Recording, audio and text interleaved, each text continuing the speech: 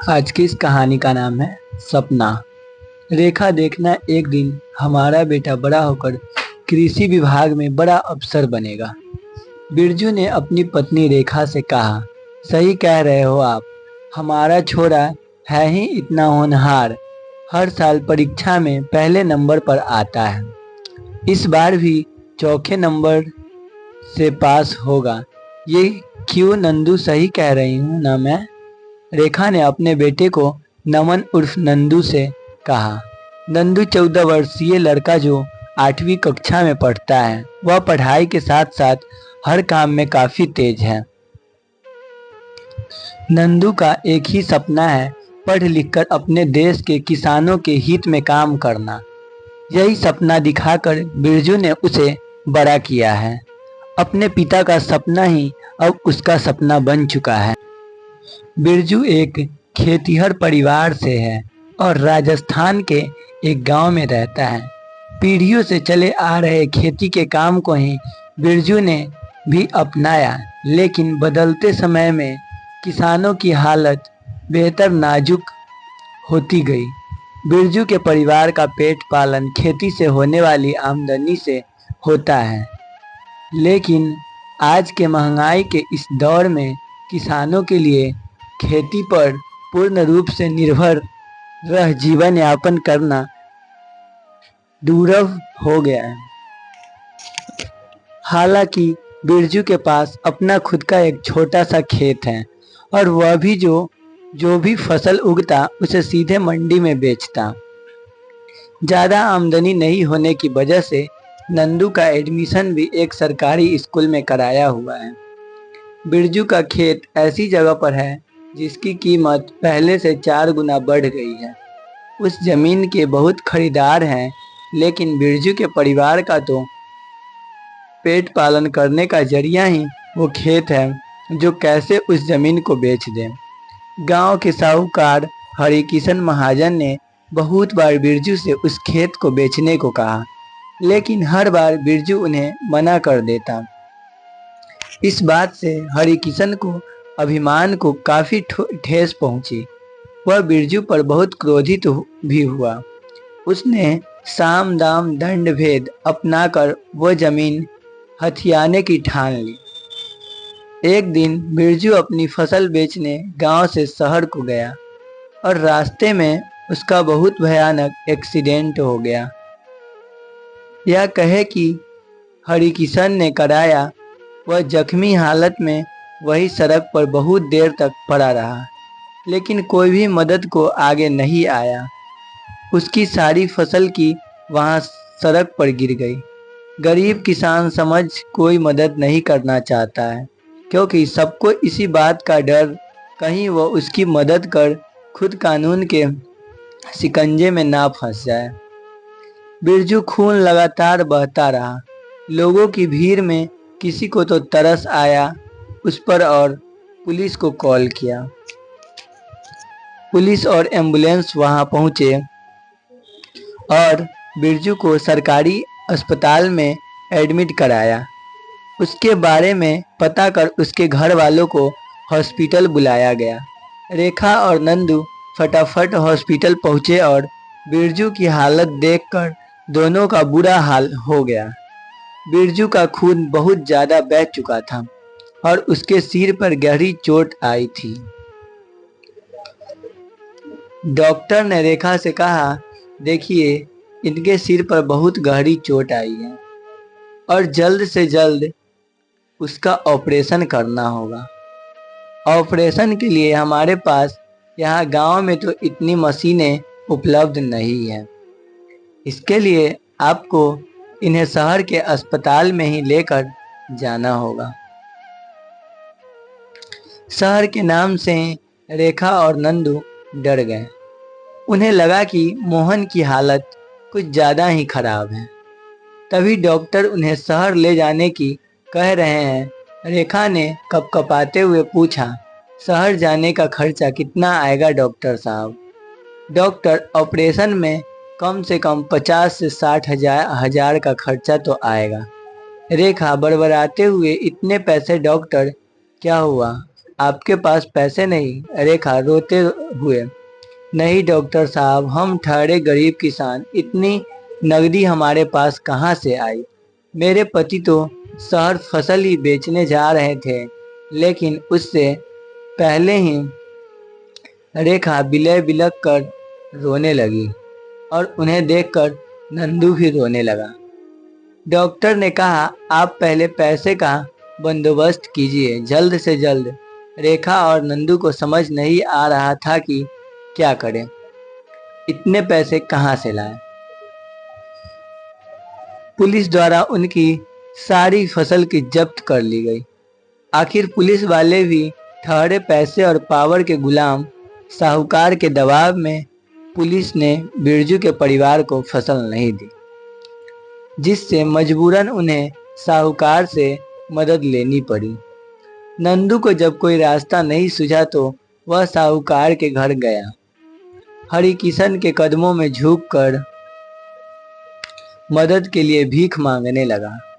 साहूकार उसे इस तरह हंसते देख अपनी मूंछों पर हाथ फेरते हुए बोला, पैसे तो मिल जाएंगे छोड़े, लेकिन बदले में कुछ तो गिरवी रखना पड़ेगा तुझे।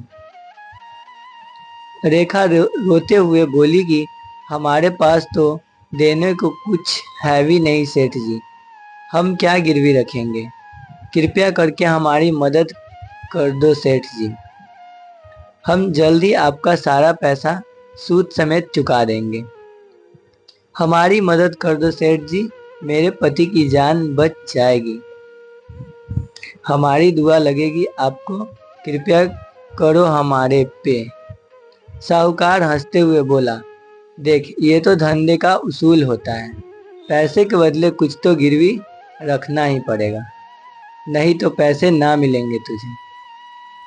नंदू रोते हुए बोला, आप मुझे काम पर रख लो सेठ जी, मैं जिंदगी भर आपका नौकर बनकर सेवा करूंगा और पगार भी नहीं लूंगा, पर अभी पैसे दे दो हमें, नहीं तो मेरे पापा मर जाएंगे सेठ जी। नंदू उनके सामने हाथ जोड़े रोते गिड़गिड़ाते बैठा रहा। साहूकार ने उसे उठाया और कहने लगे, ऐसा दुख भरी बातें ना कर तू, मेरा दिल ही पसीज गया। वैसे एक काम तो हो सकता है। नंदू और रेखा सवालिया निगाहों से उसे देखने लगे। तब साहूकार कहने लगा, तुम्हारी वो खेत वाली जमीन, उसे गिरवी रख सकते हो मेरे पास, उसके बदले मैं पैसे भी दे दूंगा और तुझे काम भी नहीं करना पड़ेगा मेरे पास। बोलो मंजूर है तुम लोगों को? तो थोड़ी देर सोचने के बाद नंदू ने साहूकार को खेत गिरवी रखने के लिए हाँ कह दिया। रेखा उसे मना भी करने लगी कि वो उसके पापा की पूंजी है, लेकिन नंदू नहीं माना। इस वक्त उसके लिए अपने पापा की जिंदगी से बढ़कर और कुछ नहीं था। नंदू रेखा से कहने लगा, माँ अभी पापा की जान बचाना सबसे जरूरी है। आपने सुना था ना डॉक्टर ने क्या कहा था, हमें जल्दी पैसा जमा करने होंगे, नहीं तो पापा की जान भी जा सकती है। पापा की जान से बढ़कर तो जमीन नहीं है ना माँ। रेखा कुछ बोलती उससे वह साइकिल लेकर घर की ओर भागा और घर से जमीन के कागज लाकर साहूकार के हाथ में थमा दी। साहूकार ने अपने नौकर को पैसे लाने का इशारा किया। साहूकार नंदू के कंधे पर हाथ रख कहने लगा, तू बड़ा ही समझदार है छोरा, खूब आगे जाएगा तू। साहूकार के आदमी ने उन्हें पैसे लाकर दिए। वो पैसे नंदू के हाथ में थमाते हुए बोला, ले छोरा, ये तेरा रहा, तेरे बाप के इलाज के लिए पैसा पूरा 60,000 है, लेकिन तेरे को इस पर 3 रुपया सैकड़ा हर माह के हिसाब से ब्याज देना होगा। नंदू छोटा है और उसने बिना सोचे समझे उन्हें हाँ कह दिया। उसे समझ नहीं आया कि कितना ज़्यादा ब्याज बनेगा। साहूकार ने उनकी मजबूरी का फायदा उठाया और जमीन हथियाने की अच्छी चाल चली। नंदू और रेखा पैसे लेकर बिरजू को शहर के हॉस्पिटल में लेकर गए। वहां उसके सिर का ऑपरेशन कामयाब हुआ और बिरजू की जान बच गई। कुछ दिन अस्पताल में रुकने के बाद बिरजू को हॉस्पिटल से डिस्चार्ज तो कर दिया गया, लेकिन उसे डॉक्टर ने 2 से 3 महीने का बेड रेस्ट बता दिया। नवंबर का महीना आ गया और खेत में बुआई का यह अंतिम समय होता है। बिरजू की हालत ऐसी नहीं थी कि वह खेत पर जाकर काम कर सके। रेखा के लिए अकेले सब कुछ करना मुमकिन नहीं था। बिरजू को दिन रात यही चिंता सताने लगी कि वह इतनी बड़ी रकम चुकाकर कैसे अपनी जमीन साहूकार से वापस लेगा। नंदू छोटा लेकिन बेहद समझदार और तीव्र बुद्धि वाला है। अपने पापा को परेशान देख वह कहने लगा, पापा आप फिक्र मत कीजिए, मैं खेत पर जाकर काम करूंगा। बिरजू, लेकिन तू अभी बहुत छोटा है बेटा, और तेरा स्कूल भी तो ना अभी।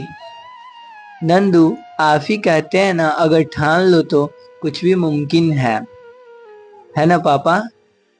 मैं सब कर लूंगा पापा, और माँ भी तो है मेरी मदद के लिए। बिरजू, वो सब तो ठीक है बेटा, लेकिन नंदू, लेकिन वेकिन कुछ नहीं पापा, आप मुझे बताते जाना क्या करना है, मैं सब कर लूंगा। थोड़ा बहुत तो अनाज पैदा होगा। बिरजू खुश होकर उसे आशीष देने लगा। नंदू सुबह सूरज उगने से भी पहले उठता, अपनी माँ के साथ दिन भर खेतों में बुवाई का काम करता। वह खाना भी वहीं पर ही खाता। सुबह घर से निकलता और रात को ही घर में घुसता। दिन कब बीत जाता उसे भी नहीं पता चलता। नंदू का स्कूल जाना भी छूट गया। बिरजू को इस बात को बहुत मलाल रहा। वह खुद को बहुत बेबस और लाचार महसूस करने लगा। नंदू ने बहुत जल्दी बुवाई का काम खत्म कर दिया। उसकी बस यही दुआ थी कि फसल अच्छी हो जाए तो साहूकार का कर्ज जल्दी चुका पाएंगे, वरना कर्ज बढ़ता जाएगा। दिसंबर में नंदू के स्कूल की अर्धवार्षिक परीक्षा भी शुरू होने वाली थी। एक तरफ खेत का काम और दूसरी तरफ उसकी पढ़ाई। दिसंबर की कड़कती ठंड, चारों ओर घना कोहरा और अंधकार तथा शरीर को कंपित कर देने वाला ठंडी हवाएं, जिसमें किसी के लिए भी बिस्तर से निकलना आसान नहीं होता। एक बच्चा सुबह 3 बजे उठकर खेत पर जाता और खेतों में पानी देता। कभी कभी बिजली न आने की वजह से उसे सिंचाई के लिए पानी कुएं से खींचना पड़ता। खेतों में पानी देकर वह वही नहा धोकर स्कूल के लिए निकल जाता। परीक्षा देने के बाद स्कूल से सीधे खेत पर पहुंचता और वहीं रहकर ही वह फसल का पूरा ध्यान रखता। बीच बीच में थोड़ा बहुत समय निकालकर वह थोड़ी पढ़ाई भी कर लेता। रात को घर जाकर खाना खाकर फिर पढ़ने बैठ जाता। दिन भर काम के बाद इतनी थकान हो जाती कि वह ज्यादा देर पढ़ भी नहीं पाता और सो जाता। रात को सबको सोने के बाद नंदू सोता और सबके उठने से पहले उठ जाता। छोटू ने सोचा था कि 8वीं में अच्छे से पढ़ाई कर वह नवोदय की परीक्षा देगा।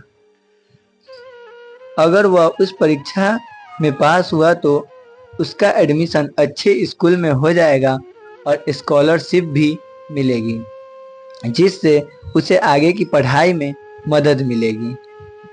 इसलिए नंदू कड़ी मेहनत करता जनवरी के अंत में बहुत तेज बारिश हुई। वे मौसम की बारिश और ओलावृष्टि देख सभी का मन बहुत दुखी हुआ, क्योंकि अधिक बारिश फसल को बहुत नुकसान पहुंचा सकती है। बिरजू ने नंदू को फसल पर कीटनाशक छिड़कने की भी सलाह दी। बिरजू जो भी कहता नंदू बिल्कुल वैसा ही करता।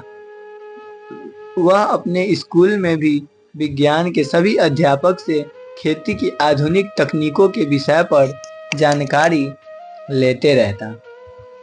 फसल के साथ खरपतवार के रूप में उगने वाले पालक, बथुआ, मेथी आदि को नंदू घर घर जाकर बेचता, ताकि पाई पाई पैसे जमा कर सके।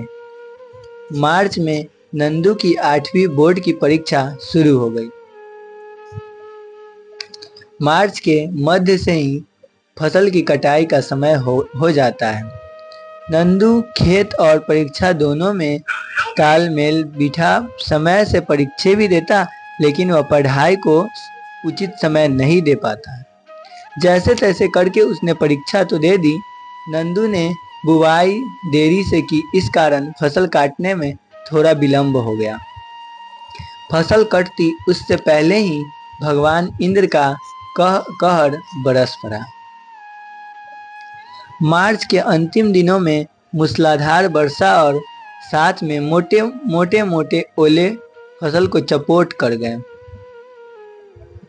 गेहूं वालियों में से झरकर नीचे गिर गया। आलू बारिश की वजह से गलने लग गए। बिरजू तो अपना माथा पकड़ बैठ गया।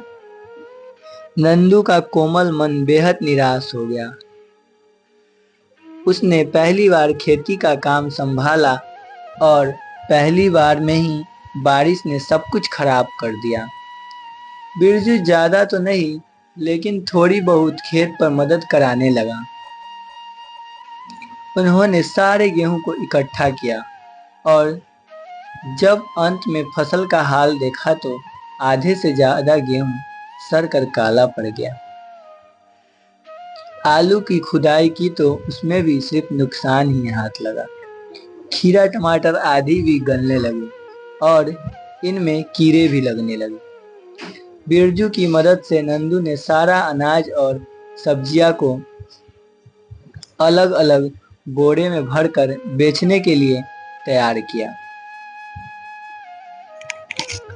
बिरजू शहर जाकर मंडी में फसल बेचने की हालत में अभी नहीं है और ना ही वह नंदू को इस काम के लिए शहर भेजना चाहता है। नंदू ने उसे बहुत समझाया कि पापा, मंडी में हम सही दाम मिल जाएगा, लेकिन बिरजू उस एक्सीडेंट के कारण इतना डरा हुआ है कि वह नंदू को भेजने को इनकार कर देता है। नंदू भी अपने पिता की जिद के आगे झुक गया। बिरजू ने उसे फसल हरी किशन साहूकार को ही बेचने को कहा, ताकि थोड़ा कर्ज का पैसा भी चुकता ही जाए। साहूकार ने जब अपनी फसल देखी तो झिड़कते हुए बोला, अरे वो बिरजू, ये भी कोई अनाज पैदा किया है तूने? सड़ा गला अनाज है और ये सब्जियां भी देख कैसे नरम पड़ गई। इसका क्या दाम दूं तेरे को मैं? कूड़े बराबर है ये तो। बिरजू, नहीं सेठ जी, ऐसे मत बोलो, मेरे बेटे की मेहनत का फल है। ये कुछ दाम तो लगाना होगा, आपको सारा अनाज खराब ना है। सेठ जी, मैंने बढ़िया और खराब अनाज अलग अलग बोरे में भरा है, आप उसी हिसाब से दाम लगा लो सेठ जी।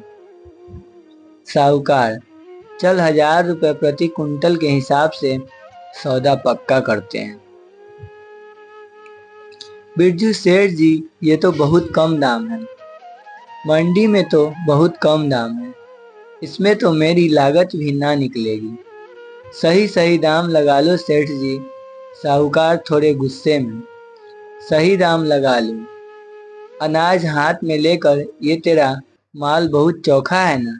सड़ा गला नाज लेके एक तो मेरे पास आ गया है और ऊपर से नखरे और दिखा रहा है। मंडी में बेचने जाएगा तो कोई खरीदेगा भी नहीं इसे। 1200 रुपये इस सही अनाज के और 700 रुपये कुंटल इस सड़े हुए के लास्ट, इससे ज्यादा मैं ना दे सकता। तेरे को इसके लिए लेना है तो ले लेना, तो जा यहाँ से। बिरजू ने मन महसूस कर हामी भर दी। जब अनाज को तौला गया तो साहूकार ने हर कुंटल में से 1 किलो वजन, बोरे का 1 से 2 किलो मिट्टी और कूड़े आदि के नाम का काट दिया। साहूकार ने कम दाम पर अनाज खरीद अच्छा मुनाफा कमा लिया। बिरजू को भी आमदनी हुई। उसका कुछ हिसाब उसने कर्ज उतारने के लिए साहूकार को ही दे दिया। बिरजू के हाथ ना फसल रही और ना ही पैसा। नंदू अपने पापा से इस बात के लिए काफी नाराज भी हुआ। कुछ ही दिनों में उसकी नवोदय की परीक्षा होनी है, लेकिन वह अच्छे से पढ़ाई नहीं कर पाया, जिसके कारण उसकी परीक्षा भी अच्छी नहीं हुई।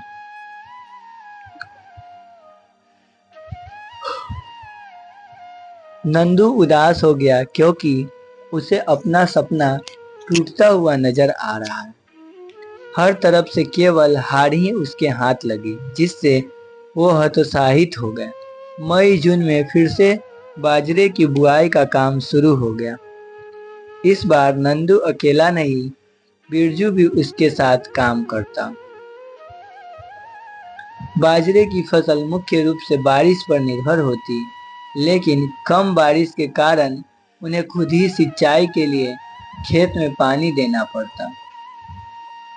नंदू पढ़ाई के साथ खेत भी संभाल रहा और कृषि विभाग अधिकारी बनने का भी ख्वाब उसकी आंखों में पलता रहा। लेकिन किस्मत को तो जैसे कुछ और ही मंजूर था। एक के बाद एक मुसीबतें उसके सिर आती रही। कम बारिश के कारण इस बार फिर उत्पादन में थोड़ी गिरावट आई, मगर नंदू ने इस बार फसल साहूकार को ना बेचकर मंडी में ही बेची, जहां उन्हें फसल का सही दाम मिला। साहूकार से पैसे उधार लिए साल भर पूरा होने को है, लेकिन वो अभी तक 1 साल का ब्याज भी पूरा नहीं चुका पाया। साहूकार ने उनके बचे हुए ब्याज पर भी ब्याज चढ़ाना शुरू कर दिया। बिरजू के लिए पहले का ब्याज चुकाना तो मुश्किल हो रहा था, अब ब्याज पर भी ब्याज चढ़ाना शुरू कर दिया। बिरजू के लिए पहले का ब्याज चुकाना तो मुश्किल हो रहा था, अब ब्याज पर भी ब्याज लगने लगा। नंदू, रेखा और बिरजू जी तोड़ मेहनत कर भूख प्यास सब छोड़ दिन रात खेती के कामों में लगे रहते। वह अच्छे से अच्छा उत्पादन करने की कोशिश करते, जिससे आमदनी अच्छी हो। उत्पादन तो अच्छा हुआ, मगर कर्ज पर ब्याज की दर उनकी आय से कहीं ज्यादा है, जिसके कारण बढ़ते समय के साथ साथ उसका कर्ज भी बढ़ता चला गया और वह पूरी तरह से कर्ज में डूब गया। साहूकार उन्हें कर्ज चुकाने के लिए तंग करने लगा। नंदू ने जैसे तैसे करके 12वीं कक्षा तो पास कर ली, लेकिन इससे आगे पढ़ने के लिए नामुमकिन सा हो गया। एक तरफ उसकी परिवार की जिम्मेदारी, जो पूरी तरह से साहूकार के बुने जाल में फंस चुके हैं, और दूसरी ओर उसका अधिकारी बनने का सपना। नंदू ने इनमें से अपने परिवार को चुना और पढ़ाई से मुंह मोड़ वह अपने परिवार की देखरेख करने में लग गया। साहूकार हर रोज अपने आदमियों को बिरजू के घर भेज उसे डराने धमकाने लगा। बिरजू और उसका परिवार एक खौफ के साए में जीने लगे कि ना जाने साहूकार कब क्या कर दे। एक दिन साहूकार खुद बिरजू के घर जाकर बैठ गया और नंदू नंदू और रेखा उसके सामने घुटनों के बल हाथ जोड़े बैठे रहे। साहूकार बिरजू से बोला, कितनी बार मोहलत दी है तुझे, पर तेरे से पैसे नहीं दिए जाते ना। देख, घाट पर परसते हुए इतने पैसे चुकाने तेरे बस का तो है नहीं। तू एक काम कर, ये खेत वाली जमीन मेरे नाम कर दे चल। तो दोस्तों, आज की कहानी आपको कैसी लगी कमेंट बॉक्स में जरूर बताना, और चैनल पे नहीं हो तो चैनल को सब्सक्राइब करके वीडियो को जरूर से जरूर लाइक कर दे।